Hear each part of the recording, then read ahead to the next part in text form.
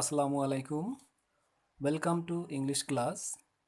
Dear students, in the previous class I discussed you about transformation from compound into complex sentence. Today I will show you how to transform a complex sentence into a simple one.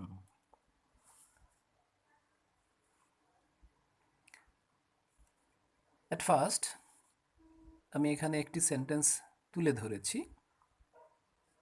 Since he ran fast, he got the first prize. এটি একটি complex sentence, স্পষ্টতই বোঝা যাচ্ছে।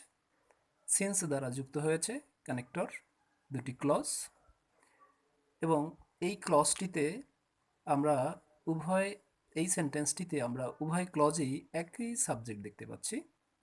এবং আরও একটি বৈশিষ্ট্য এখানে লক্ষণীয়, উভয় ক্লজেই ফাইনাইট হচ্ছে দুটি প্রিন্সিপাল ভার্ব বা মূল ভার্ব। তো এরকমই একটি বাক্য হোয়েন দ্বারাও যুক্ত হতে পারে যদি সময়ও প্রকাশ করে, যেমন when the cat saw the dog it ran away. দুটি ক্লজ হোয়েন দ্বারা যুক্ত হয়েছে এবং দুটি ক্লজে একই সাবজেক্ট রয়েছে, প্রথমটিতেও একই ঘটনা ছিল, এবং দুটি ক্লজেই প্রিন্সিপাল ভার্ব আমরা দেখতে পাচ্ছি বা মূল ভার্ব। তো সেক্ষেত্রে আমরা একটি রুল এখানে এভাবে নিতে পারি, সিন্স, অ্যাজ বা হোয়েন দ্বারা যুক্ত কমপ্লেক্স সেন্টেন্সকে এই বাক্যগুলোতে যদি উভয় ক্লজে একই সাবজেক্ট থাকে এবং উভয় ক্লজে প্রিন্সিপাল বা মূল ভার্ব থাকে, তাহলে সেই বাক্যটিকে আমরা সিম্পল করতে গিয়ে প্রথম ক্লজের ভার্বটির সাথে আইএনজি যোগ করে শুরু করতে পারি। র্যান, যার সাথে আইএনজি যোগ করলে প্রেজেন্ট বা রুট ফর্মের সাথে আইএনজি যুক্ত হবে।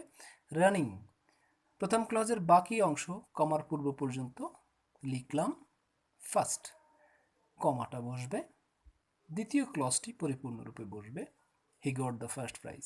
দ্বিতীয় ক্লজ কথাটির অর্থ হচ্ছে প্রিন্সিপাল বা ইন্ডিপেন্ডেন্ট ক্লজ, সেটি প্রথমেও থাকতে পারত, he got the first prize since he ran first, সেভাবেও লেখা যেত।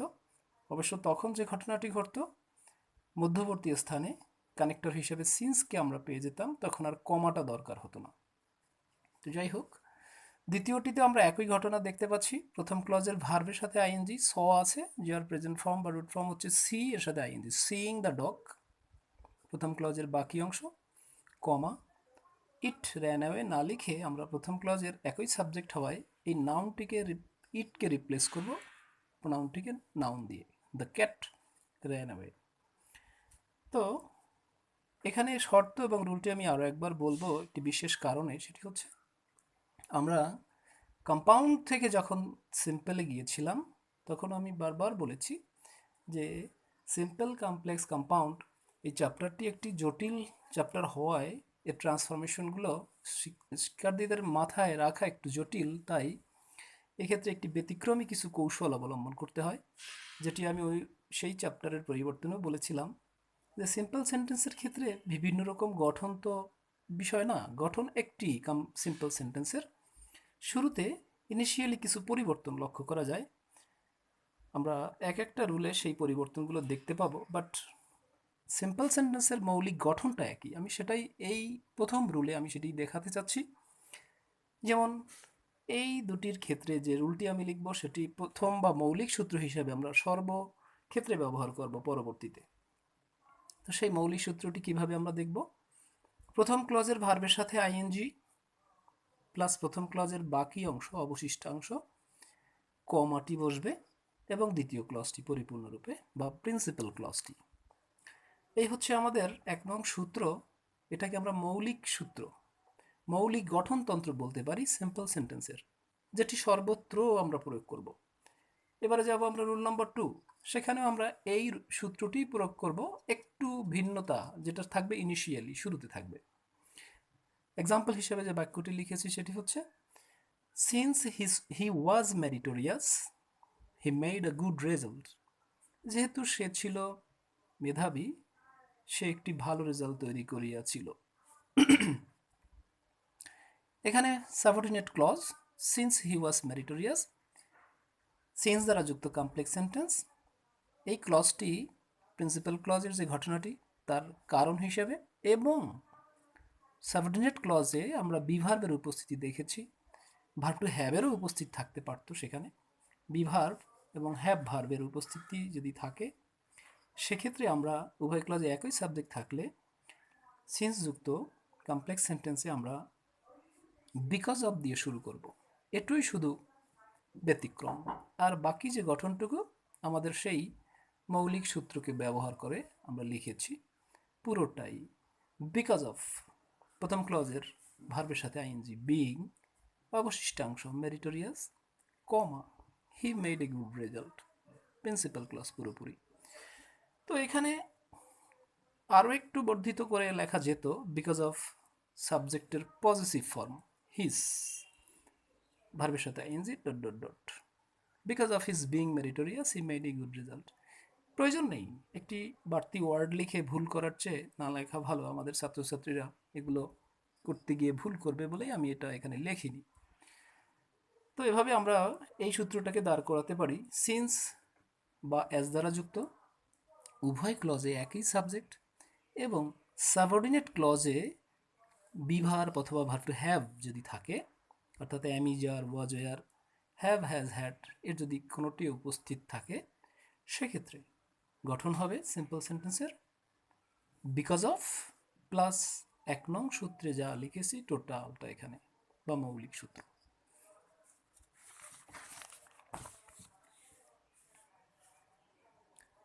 Rule number 3, when the sun set we returned home। এটি একটি কমপ্লেক্স সেন্টেন্স, when দ্বারা যুক্ত। এই কমপ্লেক্স সেন্টেন্সের দুটি ক্লজে সাবজেক্ট ভিন্ন আমরা দেখতে পাচ্ছি। প্রথম ক্লজে দ্য সান, দ্বিতীয় ক্লজে উই। তো এক্ষেত্রে সূত্রটা হবে এরকম, এই ভিন্ন সাবজেক্ট যুক্ত সিন্স অ্যাজ বা হোয়েন যুক্ত বাক্যের ক্ষেত্রে আমরা প্রথম ক্লজের সাবজেক্টটিকে প্রথমে বসিয়ে দেব, পরবর্তীতে সেই সাবজেক্টের পরে 1 নং সূত্রে আমরা যে পদ্ধতি অবলম্বন করেছি, অর্থাৎ প্রথম ক্লজের ভার্বের সাথে আইএনজি, বাকি অংশ লিখে কমা দ্বিতীয় ক্লজটি পুরোপুরি লিখতে হবে। তো প্রথম ক্লজের সাবজেক্ট হচ্ছে দ্য সান, আর বাকিটুকু সিস্টেমেটিক সেই মৌলিক বা 1 নং সূত্রে আমরা যা করেছি সেভাবে। সিন্সের ক্ষেত্রেও একই কথা, since the weather was cold we could not go out. এই বাক্যটিতেও আমরা দেখতে পাচ্ছি সিন্স বা অ্যাজ দ্বারা যুক্ত হয়েছে ভিন্ন দুটি সাবজেক্ট দুটি ক্লজে। তো সেক্ষেত্রেও একই সিস্টেম, দ্য ওয়েদার প্রথম ক্লজের সাবজেক্ট লিখ সেই মৌলিক সূত্র অনুসারে ভার্বের সাথে আইএনজি, ওয়াজ এর রুট ফর্ম বি, বি থেকে বিং, বাকি অংশ cold, comma we could not go out. তো এবারে সম্পূর্ণ সূত্রটা এবং শর্ত সহকারে আমরা একটু লিখব।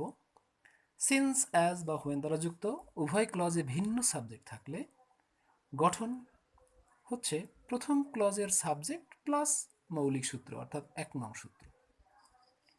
বারবার আমি এই কথাটি স্মরণ করিয়ে দিচ্ছি প্রিয় শিক্ষার্থী, এই বিষয়টি যদি একবার আয়ত্ত করা যায় তাহলে বোধহয় এই কঠিন চ্যাপ্টারটিও সহজ হয়ে যাবে। এবার আসি rule number 4, if you read attentively you will pass. যদি তুমি মনোযোগ দিয়ে লেখাপড়া করো তাহলে তুমি পরীক্ষায় পাশ করবে, উত্তীর্ণ হবে।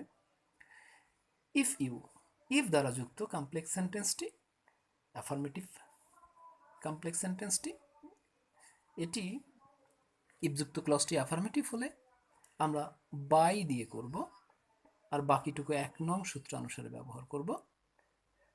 বাই প্রথম ক্লজের ভার্বের সাথে আইএনজি, অবশিষ্টাংশ কমা পূর্ণরূপে দ্বিতীয় ক্লজ।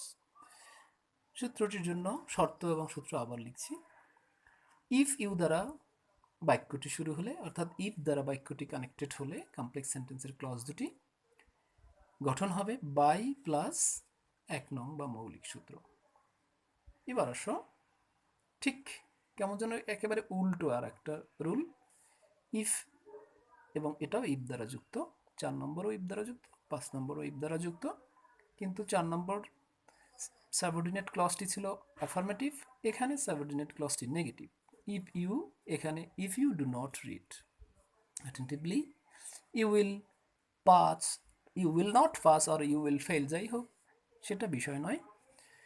তো এরকম একটি বাক্যের ক্ষেত্রে আমরা বলতে পারি লেখাপড়া করা ব্যতীত, ব্যতীত ইংরেজি একটি প্রিপোজিশন উইদাউট, সেটি নিয়ে আসব। পূর্বেরটাতে ছিল বাই, দ্বারা, লেখাপড়ার দ্বারা, এখানে লেখাপড়া ব্যতীত। উইদাউট প্লাস 1 নং সূত্রে যা আমরা করেছি তাই করব, ভার্বের সাথে ING. Without reading attentively you will fail. তো শর্ত এবং গঠন আবার লিখব। বাক্যটি ইফ ইউ ডু নট দ্বারা শুরু হলে, অর্থাৎ ইফ যুক্ত বাক্যটি নেগেটিভ সেন্টেন্স হলে উইদাউট প্লাস মৌলিক সূত্র। রুল নাম্বার 6, দো he tried hard he could not pass. যদিও সে কঠোর চেষ্টা করেছিল সে পাস করতে পারেনি। বাক্যটি কমপ্লেক্স সেন্টেন্স, দো দ্বারা দুটি ক্লজ যুক্ত হয়েছে। তো এক্ষেত্রে আমরা সিম্পল করতে গিয়ে যদি এভাবে বাংলাটা একটু আয়ত্ত করি, কঠোর পরিশ্রম সত্ত্বেও সে পাস করতে পারেনি। সত্ত্বেও ইংরেজিটা আমরা নিয়ে আসবো একটি ফ্রেজ, এটুই মনে রাখা যথেষ্ট। ইন স্পাইট অফ, সত্ত্বেও। ইনিশিয়ালি ইন স্পাইট অফটা বসিয়ে দিয়ে সেই 1 নং সূত্রের পুনরাবৃত্তি করলেই হয়ে যাবে। ইন স্পাইট অফ প্লাস মৌলিক সূত্র হিসাবে ট্রাইড এর প্রেজেন্ট ফর্ম ট্রাই এর সাথে আইএনজি, অবশিষ্টাংশ কমা দ্বিতীয় ক্লজটি। তো শর্ত এবং সূত্র আবার বলছি। বাক্যটি দো দ্বারা যুক্ত থাকলে গঠন হবে ইন স্পাইট অফ প্লাস 1 নং বা মৌলিক সূত্র। প্রিয় শিক্ষার্থী, কমপ্লেক্স সেন্টেন্স একটি ব্যাপক সেন্টেন্স, বহুরূপী সেন্টেন্স, যার অসংখ্য উদাহরণ তুলে ধরা যায়। তবু আমি তোমাদের জন্য প্রয়োজনীয় কিছু বাক্য এখানে খুব ইম্পর্টেন্ট হিসেবে যেগুলো আছে সেগুলো তুলে ধরছি। রুল নাম্বার 7 হিসেবে আমি হোয়েন যুক্ত সময় প্রকাশক, সুস্পষ্ট সময় প্রকাশক কতগুলো বাক্য তুলে ধরেছি, যেগুলোর রূপান্তরও দেখিয়েছি। হোয়েন যুক্ত ক্লজটি, সাবঅর্ডিনেট ক্লজটি দ্বারা যদি ব্যক্তির বয়স, দিন, তারিখ, মাস, ঋতু, সন, ঘড়ির কাঁটা, ঘন্টা, দিনের বিভিন্ন ভাগ এগুলো যদি থাকে, তো দিনের বিভিন্ন ভাগ অর্থ মর্নিং, ইভিনিং, আফটারনুন, এগুলো। ঘড়ির কাঁটা এটা বলতে বোঝায় কটা বাজে, সময়, সেরকম কিছু। তো সেরকম একটি উদাহরণ, হোয়েন হি ওয়াজ 4, অথবা when he was 4 years old he left his village. যখন তার বয়স ছিল 4 বছর তখন সে গ্রামটা ত্যাগ করল। তো এরকম যদি কারো বয়সের কথা উল্লেখ থাকে সাবঅর্ডিনেট ক্লজে, সেটিকে ভ্যানিশ করে দেওয়া যাবে জাস্ট একটি প্রিপোজিশন ব্যবহার করে, অ্যাট 4, 4 বছর বয়সে, অথবা অ্যাট দ্য এজ অফ 4, একটু মুখস্থ রাখলেই হবে। অ্যাট দ্য এজ অফ, বয়সের ক্ষেত্রে অ্যাট দ্য এজ অফ, অথবা সংক্ষেপে, আরও সংক্ষেপে, অতি সংক্ষেপে অ্যাট এবং বয়সের সেই নাম্বারটা অ্যাট 4। প্রিন্সিপাল ক্লজটি পরিপূর্ণভাবে লিখে দিতে হবে। At 4 he left his village, or at the age of 4 he left his village. বাক্যটি দ্বারা যদি কোনো দিনের নাম প্রকাশ করে এবং এবং তারিখ প্রকাশ করে, সেই দুটি ক্ষেত্রে আমরা অন ব্যবহার করতে পারি। যেমন when it was Sunday he left his village, এটা ছিল রবিবার যখন সে গ্রাম ত্যাগ করেছিল। জাস্ট সেই ডের নেইমের পূর্বে আমরা অন বসিয়ে দেব। On Sunday he left his village. একইভাবে তারিখের ক্ষেত্রেও when it was 16 December we got freedom. On 16 December we got freedom, 16 December আমরা স্বাধীনতা অর্জন করেছিলাম। যখন সন বোঝায়, ঋতু প্রকাশ করে কিংবা মাসের নাম প্রকাশ করে তখন ইন ব্যবহার করা হয়। When it was 1971 we got freedom, আমরা ইন বসিয়ে সনটি লিখব। In 1971 we got freedom. একইভাবে when it was spring flowers bloom, যখন এটা বসন্তকাল হয় ফুল ফোটে। In spring flowers bloom. When it was 5 PM, ঘড়ির ঘন্টা, হি কেম হিয়ার, তো ঘড়ির কাঁটা, ঘন্টা যখন প্রকাশ করে তখন আমরা সেই সময়ের পূর্বে অ্যাট বসিয়ে দেবো। At 5 PM he came here. এভাবে আরও হোয়েন যুক্ত বাক্যের উদাহরণ দেওয়া যেতে পারে। When it was midnight the thief entered the house, এরকম যদি একটি বাক্য তুলে ধরা হয়, দিনের একটি ভাগ, তো সেক্ষেত্রে আমরা বলবো at midnight the thief entered the house. দিনের ভাগগুলোর এক এক ক্ষেত্রে এক এক রকম প্রিপোজিশন বসে।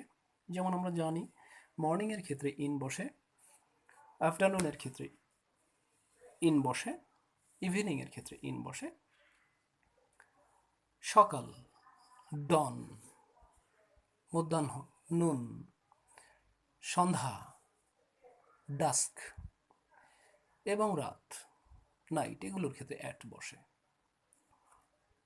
প্রিয় শিক্ষার্থী, আমরা এবার যাচ্ছি, আরও কতগুলো রুল রয়েছে। সো ডট ডট ড দ্যাট যুক্ত একটি কমপ্লেক্স সেন্টেন্স, সেটা থেকে আমরা সিম্পলে চলে যাব টু ডট ডট টু আকারে। He is so weak that he can not move, সে হয় এত দুর্বল যে সে নড়াচড়াও করতে পারে না। এটি একটি কমপ্লেক্স সেন্টেন্স, যেখানে আমরা স্ট্রাকচারটি এভাবে নিব সিম্পল করার ক্ষেত্রে, সো এর স্থলে টু বসাবো এবং পরবর্তী ক্লজের ভার্বের রুট ফর্মের পূর্বে আমরা টু বসিয়ে ইনফিনিটিভ ফ্রেজ করে আমরা সিম্পল সেন্টেন্স করতে পারি। যেমন he is too weak, so এর স্থলে টু, এরপরে টু লিখে পরবর্তী ক্লজের ভার্বের রুট ফর্ম নিয়ে আসলাম move, he is too weak to move. আরেকটি বাক্য আমরা দেখতে পাচ্ছি সো দ্যাট অথবা ইন অর্ডার দ্যাট, এভাবে যদি কোনো বাক্য যুক্ত থাকে, দুটি ক্লজ যুক্ত হয়ে কমপ্লেক্স সেন্টেন্স গঠন করে, সেক্ষেত্রে আমরা ইন অর্ডার টু অথবা শুধু টু ইনফিনিটিভ ফ্রেজ দ্বারা সিম্পল করতে পারি। For an example, he worked hard so that he could prosper in life, সে কঠোর পরিশ্রম করেছিল যাতে করে সে জীবনে উন্নতি করিতে পারে। বাক্যটিতে প্রিন্সিপাল ক্লজটি পুরোপুরি আমরা লিখে ফেলি, he worked hard, in order to অথবা টু যে কোনোটি ব্যবহার করা যাবে। দ্বিতীয় ক্লজের প্রিন্সিপাল ভার্ব রুট ফর্ম নিয়ে আসলাম, prosper in life, infinitive phrase করে দিলাম, he worked hard to prosper in life. In order টুও দেওয়া যেতে পারে, in order to prosper in life. Rule number 10, relative pronoun, it's a huge sphere. Relative pronoun এটি আলাদা একটা ডিসকাশন ম্যাটার হতে পারে, তো তবুও চ্যাপ্টারের সাথে সংশ্লিষ্ট বিধায় আমি একটু অল্পের মধ্যে কয়েকটা উদাহরণ তুলে ধরছি। রিলেটিভ প্রোনাউন দ্বারা যে কমপ্লেক্স সেন্টেন্স গঠন করা হয়, সেগুলোকে আমরা কিভাবে সিম্পলে রূপান্তর করব। প্রথম উদাহরণ, the boy who is industrious can shine in life, বালকটি যে হয় পরিশ্রমী জীবনে উন্নতি করিতে পারে। তো এরকম একটি কমপ্লেক্স সেন্টেন্স রিলেটিভ প্রোনাউনের উপস্থিতি দেখতে পাচ্ছি, যাহা দ্বারা দুটি ক্লজ যুক্ত হয়েছে। সেই বাক্যটিকে সিম্পল করতে গিয়ে আমার লক্ষ্য রাখতে হবে আমরা সর্বদাই কমপ্লেক্স সেন্টেন্স এর সাবঅর্ডিনেট ক্লজটিকে ভ্যানিশ করব। তো সেখানে যদি কোনো সুযোগ থাকে, যেমন who is industrious, principal clause হচ্ছে the boy can shine in life, but subordinate clause হচ্ছে, ইন্ডিপেন্ডেন্ট ক্লজ হচ্ছে হু ইজ ইন্ডাস্ট্রিয়াস, এটুকু। তো এখান থেকে আমরা একটি জিনিস সুস্পষ্ট দেখতে পাচ্ছি, একটি অ্যাডজেক্টিভ রয়েছে সাবজেক্টের দোষগুণ প্রকাশক। আমরা প্রিন্সিপাল ক্লজের সেই সাবজেক্টের পূর্বে, নাউনের পূর্বে বা হেডওয়ার্ডের পূর্বে আমরা বয় হেডওয়ার্ড, তার পূর্বে আমরা সেই অ্যাডজেক্টিভটা বসিয়ে দিলেই হয়ে গেল। তো সেক্ষেত্রে আরও একটি পরিবর্তন সঙ্গতই করা যায়, সেটি হচ্ছে, না করলেও চলবে, এখানে বলা হয়েছে দ্য বয় হু, ডেফিনেটলি একটি প্রেশার দিয়ে বলা হয়, আর যখন এটা সিম্পল করা হয় তখন সেই প্রেশারটি আর থাকে না, সিম্পলিফাই করে বলা হয়। তো সেক্ষেত্রে দি পরিবর্তন করে এ বা অ্যান নিয়ে আসতে হয়। তো এখানে আর্টিকেলগত বিচার বিশ্লেষণে অ্যানই আসবে, কারণ ইন্ডাস্ট্রিয়াস আসছে এরপরে। An industrious boy can shine in life, principal ক্লজটি ঠিকই থাকবে, ইন্ডাস্ট্রিয়াসটা আমরা অ্যাডজেক্টিভ করে সাবজেক্টের হেডওয়ার্ডের পূর্বে বসিয়ে দিলাম, দিটাকে চেঞ্জ করে অ্যান করে নিলাম, an industrious boy can shine in life, simple হয়ে গেল। একইভাবে আরও একটি বাক্য আমি উদাহরণ হিসেবে তুলেছি, ইস আই স আ বয় হু ওয়াজ পোর, আমি একটি বালককে দেখেছিলাম, সাবঅর্ডিনেট ক্লজে আমরা একটা অ্যাডজেক্টিভ পেয়ে গেছি, বালকটি সেই বয়, তার পূর্বে অ্যাডজেক্টিভটি বসিয়ে দেই, আই স এ পোর বয়। তো এই দুটি উদাহরণে আমরা দেখতে পাচ্ছি সাবঅর্ডিনেট ক্লজ থেকে অ্যাডজেক্টিভটাকে বের করে প্রিন্সিপাল ক্লজের সেই যে নাউনটির সাথে যায় তার পূর্বে আমরা বসিয়ে দেব।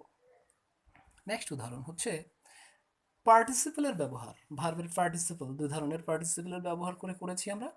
প্রেজেন্ট পার্টিসিপল, আমরা একটি উদাহরণ দেখব আগে। I lived in a cabin that belonged to the orphanage. আমি একটি কামরায় বাস করতাম যাহা ওই এতিমখানার অধীনে ছিল। তো এই বাক্যটা সাবঅর্ডিনেট ক্লজটিতে আমরা দেখব সেটি কোন ভয়েস মুডে রয়েছে। সেটি রয়েছে অ্যাক্টিভ ভয়েসে। অ্যাক্টিভ ভয়েসে থাকলে সেক্ষেত্রে সাবজেক্টের পরে যে ভার্বটি রয়েছে তার প্রেজেন্ট পার্টিসিপল ফর্ম যোগ করে আমরা নন ফাইনাইট করে আমরা বাক্যটিকে আমরা সিম্পল করে ফেলতে পারি। I lived in a cabin principal clause, এবং এটাকে আমরা ভ্যানিশ করে দিলাম বিলঙ্গিং টু দ্য অরফানেজ।